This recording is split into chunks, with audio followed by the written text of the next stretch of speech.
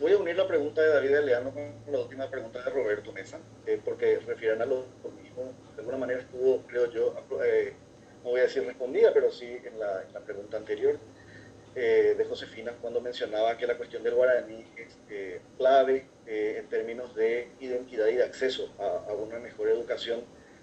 Eh, no, no hubo pasado sin el guaraní.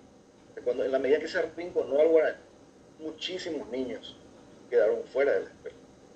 Eso está documentado, está en el Archivo Nacional, está en los informes de los gobernadores, está en los informes de tiempos de López, está en los informes de posguerra, están los debates educativos de mediados del siglo XX. No, creo que hay un margen para discutir sobre eso. La castellanización forzosa no funcionó. No hay un proceso educativo formal de guaranización, no hay, esto recién comienza, y no es la lengua única, lo que hay es un proceso de intento de bilingüismo concordado, o sea que las dos lenguas sean correctamente utilizadas y habladas, ¿verdad? No hay una intención de desplazar a una por otra, sino por el contrario, hay que levantar aquella que fue minorizada, que es el guaraní, para elevar en general el nivel de la educación en el país.